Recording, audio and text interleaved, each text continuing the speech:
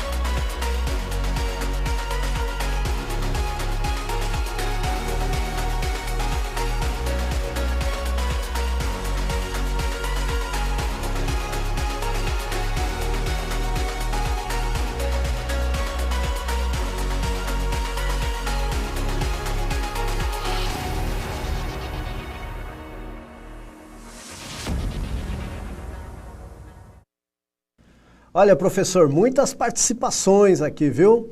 Nossa, eu vou deixar, tem uma bem grandona aqui, ó, do Anderson. Ele é aluno da professora Solange. Radiações não ionizantes possuem relativamente baixa energia. De fato, radiações não ionizantes estão presentes na nossa volta. Altos níveis de energia, radiação ionizante, são originadas do núcleo de átomos. Podem alterar o estado físico de um átomo e causar a perda de elétrons, tornando-os eletricamente carregados. Ele é da escola Salomão Jorge Carapi. Muito bem. Como é o nome, Joel? Gostei aí. Ele é o Anderson, aluno da professora Solange. Mas tem um monte de outras aqui. Posso ler mais umas aqui? Pode, completou nessa aí, hein? Ah, muito bem. Vou pegar de aluno aqui, ó. Professor Paulo, ionização do átomo, nono A, B e A. Muito bem. O chat dos alunos está bloqueado? Não sei, meus queridos. Aqui a gente tem contato só com o chat dos professores. Quando tem íon, é ionizante. Quem falou isso foi o Mel da escola Veiga Júnior, lá de Iguape. Passo muito lá em frente, hein? Professor Gislaine. Muito bem. Radiações de longo e baixo espectro. Foi a Karine Alves, aluna da professora Márcia. É uma definição também. A aluna Aniele. Radiação de longo e baixo espectro, semelhante, né? Aqui da professora Dulcineia. E aí, ó, muitos aqui, ó, o aluno Pedro Rocha, da escola José Carlos Pinotti, Matão. Não ionizante é menos agressivo e a ionizante é mais agressivo. Várias formas de dizer, né, professor? Eu acho que pegou bem o espírito do negócio. Você tá sendo tudo novidade para você aí, perdeu alguma aula, a gente volta a dizer, as aulas estão disponíveis aí, tanto no repositório, mas na falta desses, por alguma dificuldade técnica, você pode acessar aí pelo YouTube. O Joel pode porque às vezes não dá tempo do professor pegar a resposta do aluno, você pegar alguma resposta bacana. Todas são bacanas, né? Mas alguma que de repente ressalte, aí você pode me interromper, tá, Ed? Eu quero mostrar essa figura aí para você, que é uma abordagem que foi colocada ali, em termos de faixa de frequência, né? Você tem aqui à esquerda, você tem uma frequência um pouco mais baixa, portanto baixa energia, a gente conhece como radiação não ionizante, aquelas que têm uma energia menos agressiva, tá certo? Aí a gente pode citar as ondas de rádio, até as próprias micro-ondas, né? O infravermelho, que é uma radiação que a gente não vê ainda, mas tem aplicações na tecnologia, como está ali em cima, a gente tem ali alguns exemplos, controle remoto é um deles. Depois vem a luz visível, que ainda não é ionizante, e aí depois passando aí dessa faixa do ultravioleta, o começo ali do ultravioleta, ele não é uma radiação ionizante. Na verdade, o que eu chamo de radiação ionizante e tal, a gente até falou isso numa aula passada, eu quero agradecer aí a contribuição da professora que colocou em observação, escreveu para mim que a radiação ultravioleta não é uma radiação ionizante, ela é não ionizante. Muito obrigado, professora. E ali na faixa, né, que você está vendo que tem uma divisão ali, ela, na maioria das figuras ela aparece assim, né? Começa a radiação ionizante já no ultravioleta, mas não é bem assim, né? A gente tem ali uma zona de fronteira que vai indo ali para o raio-x, aí sim. Aí o raio-x, a radiação gama, e aí sim é uma radiação ionizante, ela é capaz de ionizar, de arrancar elétrons, né? A gente preparou uma aula também, toda com carinho, com toda atenção e tudo mais, falando um pouquinho sobre a radiação na aplicação dos raios. Então, está aí disponível também para você ter um curso bacana do que a gente está falando aqui. Radiação ionizante é aquela que consegue criar íons, consegue arrancar elétrons ou colocar elétrons na matéria. Ô Magno, a Amanda, ela é aluna do Protiago, lá pois na não. Escola José Jorge de Osasco, e ela falou, perda e ganho de elétrons na ionizante. Aí, que bacana. E não ionizante sem perda. Sem perda. Excelente. Mas as duas têm aplicação. Não posso falar mais, senão vou dar spoiler. Tem mais uma perguntinha para você responder para a gente. Radiação ionizante, então, é aquela que forma íons, pode retirar ou colocar elétrons. E a não ionizante não faz nada disso. Ela pode causar algumas coisas, entre elas até a queimadura, que é o caso da radiação ultravioleta, mas ela não chega a arrancar nenhum elétron. Num ponto ali de frequência e tudo mais, ela não é ionizante. Beleza. Agora, e essa pergunta que eu tenho aí de um exame muito conhecido, que chama ressonância nuclear magnética? Você já ouviu falar? É um exame diagnóstico. Como funciona o exame de radiação, como funciona o exame por ressonância nuclear magnética? Responda aí para mim, então, em 2 minutinhos, para a gente ter mais essa conversinha.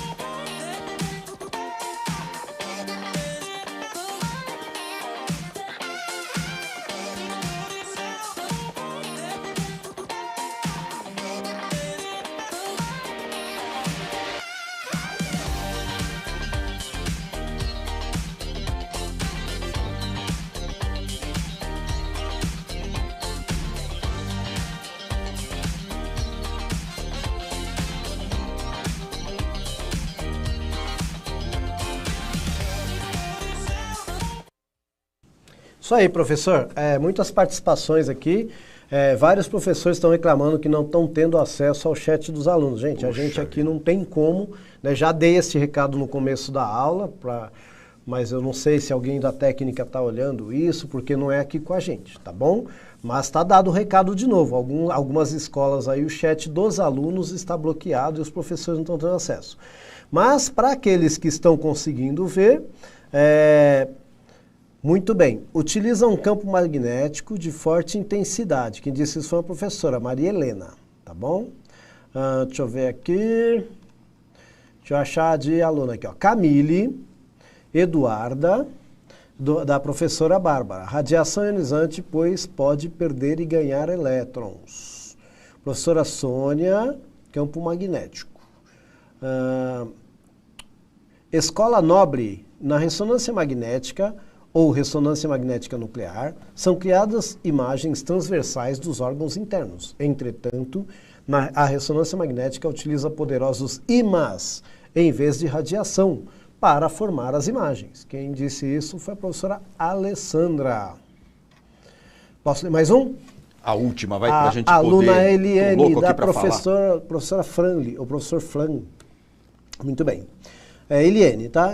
Ele utiliza um campo magnético de forte intensidade, pulso de radiofrequência e um computador para produzir imagens detalhadas. O povo está por dentro, hein? Olha, do simples ao complexo. Vamos lá. O exame de ressonância nuclear magnética, ele usa um sistema de diagnóstico que não é ionizante. Ou seja, ele não arranca nenhum elétron e não coloca nenhum elétron na matéria. Portanto, é um exame extremamente importante, de alta tecnologia, que pode criar imagens sem ser uma radiação ionizante. Por quê? O problema da radiação ionizante é que você precisa de proteção. Então, a gente tem outros, que eu não posso dar o spoiler aqui também, que usam a radiação ionizante e não é o caso da ressonância nuclear magnética. Como que funciona isso? Eu fiz um textinho para você de resumo aí para você anotar. Ó. A ressonância magnética é utilizada para fazer exames diagnósticos, detalhamento e nitidez de imagens. Olha só que importante, antigamente para a gente fazer qualquer exame no cérebro e tudo mais, a gente precisava esperar a pessoa morrer para abrir e ver o que aconteceu lá. Hoje, graças a Deus, não temos mais esse problema. Aliás, desde as pesquisas de 1944 da ressonância magnética, que já deu aí pelo menos uns 4 Nobel de prêmio, a gente consegue fazer exames com uma relativa aplicação e diagnóstico de problemas cerebrais complexos, além de lesões de ligamento de tendão, enfim, de outras coisas. O sucesso é conseguido mesmo em imagens que têm estruturas cujas densidades são semelhantes. Mas como é que funciona isso? Ora, o nome está falando ali. Se é magnético, tem alguma coisa a ver com magnetismo, né?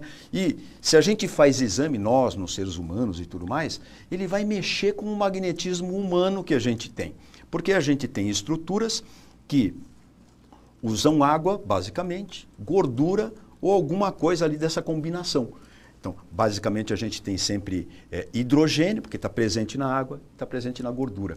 Então, o que eu vou fazer com... Primeiramente, você precisa, primeiro, ter esse esclarecimento. A ressonância magnética, ela vai justamente onde tem moléculas, átomos, melhor dizendo, de hidrogênio. Então, eu sei quanto que eu vou encontrar de hidrogênio num determinado tecido, num determinado parte do corpo ali e tudo mais. Mas eu sei que isso daí tem uma resposta a um magnetismo. Eu uso um ímã gigantesco, é uma máquina que você tem que entrar dentro, eu crio um campo magnético, tem aí um esquema para você entender melhor, ó. Primeiro, vamos esperar voltar ali no comecinho, que você vai perceber o que vai acontecer. Ó. Você tem uma molécula aí que está vibrando, ó, ela está vibrando na horizontal, tá vendo? Ó? Então ela tem ali digamos assim, uma orientação magnética. Aí, se você cria um campo magnético muito intenso, apontado para essas moléculas aí de hidrogênio ali do corpo, você pode alterar essa vibração, como se a parte do corpo que eu estou investigando se manifestasse ou se comportasse como um ímã. Então, primeiro eu faço isso, depois eu crio essa ondinha que está passando aí, que você está vendo ali que passa, é uma onda que depois que eu criar esse campo magnético na parte do corpo que eu estou investigando ali, eu jogo uma onda ali com uma certa energia, uma onda também não ionizante, que vai aumentar a intensidade, a amplitude dessa molécula.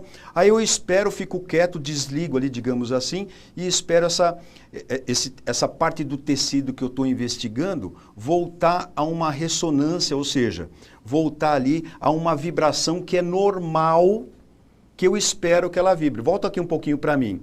Assim eu consigo perceber o seguinte, eu sei, a gente conhece por estudos, como é que deve se comportar, por exemplo, um tecido ali que reveste a parede do fígado, ou também da parte óssea, ou mesmo de algumas fibras que tem no músculo, ou mesmo de partes do cérebro. Então, quando eu crio esse magnetismo ali, primeiro com o ímã, e eu oriento essas moléculas a vibrarem, e elas vibram mesmo, depois eu mando essa onda eletromagnética lá, de rádio, geralmente é de rádio, eu aumento a amplitude e eu espero o comportamento dessa parte do corpo que eu estou estudando. Eu sei como é o comportamento, se tiver alguma coisa errada eu vou conseguir detectar pela imagem. Então eu espero que o comportamento seja se não for aquele é porque aconteceu alguma coisa ou tem alguma coisa errada ali. E aí que eu levo ao médico e tudo mais, ele faz ali uma análise e consegue perceber. Isso não é fantástico? A ressonância magnética é porque eu crio uma vibração igual à que eu tenho num outro ponto. Por exemplo, quando eu estou falando com você, eu falo, uso uma onda sonora e o seu ouvido ressoa com a mesma onda. Eu falo e aí você vai vibrando, o seu ouvido vai vibrando com a mesma onda, quer dizer, isso daí é ressonância, é esse fenômeno que eu investigo aí nesse exame de ressonância magnética. Eu acho esse negócio fantástico de fazer diagnóstico. É um pouquinho complicado, mas a gente precisa saber, eu não é. O importante aqui, para a gente que está no 9º ano, é perceber que essa radiação é não ionizante, né? E ela usa um fenômeno chamado ressonância. Envolve magnetismo, envolve ondas e tudo mais, e eu tenho que ficar quietinho. É por isso que eu não posso usar metal, né? Metal tem magnetismo, dá uma confusão danada. Imagina se o cara tem alguma bala no corpo, que eu estou usando lá o exame para... Eu te falei que vibra, né? Eu alinho ali os átomos ali todos num certo sentido. Pô, se o cara tem alguma coisa de metal no corpo ali dentro, esse negócio ele vai começar a se mover também, e aí pode causar alguma lesão. Então a gente tem que tirar todos os metais, não pode ter determinadas próteses que tem metal, negócio meio complicado. E o exame de tomografia computadorizada, você sabe como é que funciona? Responde aí para mim. Agora é claro que tem uma relação aí com a radiação ionizante e não ionizante, já estou dando um spoiler. Ó. Em uma aula anterior a gente falou do raio-x, que é utilizado, por exemplo, em exames diagnósticos. Como funciona o exame de tomografia computadorizada, mas eu vou te dar só um minutinho que a aula é curta demais. Vamos lá.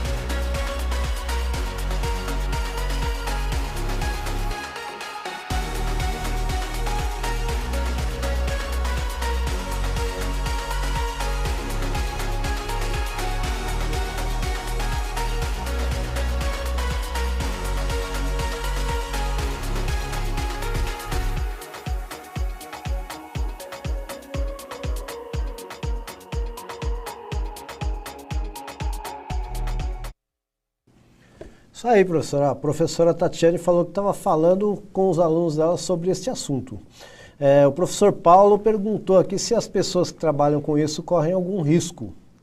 Da magnética, o risco é pequeno, mas assim, se tiver parte de metal e tal, corre risco. Agora, o maior risco é com a radiação do raio-x, que é o que eu perguntei na tomografia, que nós estamos falando agora. Aí tem risco, tem que estar protegido, até de preferência em outra sala.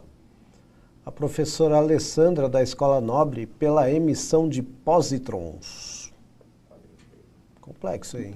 A emissão de pósitron também é um exame, mas o que a gente colocou é um exame de radiografia também, é um raio-x também. Vamos recordar, ó, que a gente falou rapidamente na aula passada, que pena que essas aulas são muito rápidas.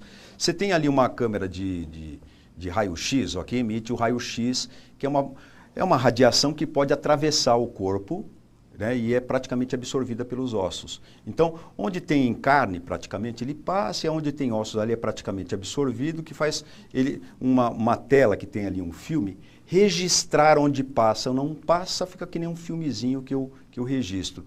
A diferença é que esse exame que eu falei para vocês aí, ele pode, como ele é um aparato maior, ele pode criar uma imagem 3D na tomografia, então você consegue ver com mais detalhes, está vendo aí nessa animação? Olha que bacana, ó. E eu queria rapidamente mostrar aí para você ainda o que era radiação alfa, beta e gama, e tem que ser bem rápido, ó, porque ó, essa aí é o decaimento beta, que é uma partícula que a gente chama de elétron, que é pela transmutação ali de um próton no núcleo, e tem a emissão do raio gama. Esses caras aí, eles são ionizantes, viu? Ó, decaimento alfa com emissão de raio gama. O decaimento alfa é uma partícula ali grandona, tá vendo? Ó? E aí a radiação gama, que é uma radiação de alta energia ionizante. Nós vamos falar isso na aula que vem, porque essa aqui acabou, né, Ed Joel? Que isso pena. Aí. Um abração aí para você. O Ed Joel ainda vai dar os recados finais. Mas essa aula... Ó, o Gustavo, a Tayane, a Giovana, lá de Heliópolis, tinham ido com você nessa aí da tomografia, viu? Tinham respondido certinho. Tem muitos outros aqui. E eu quero dizer que você pode também avaliar a nossa aula e dizer o que você achou, do que gostou, do que não gostou. Entra aí nesse QR Code, também entra pelo link, vai lá e dá a sua sugestão e sua opinião. É isso aí, gente. Até mais. Até a próxima, galera. Para garantir a segurança no retorno das aulas presenciais e a retomada da aprendizagem pelos estudantes, o governo de São Paulo está vacinando os professores e funcionários das escolas estaduais, municipais e particulares. A vacinação já começou para os professores e funcionários da educação básica com mais de 47 anos. Faça já o seu pré-cadastro. Governo de São Paulo. Estado de respeito.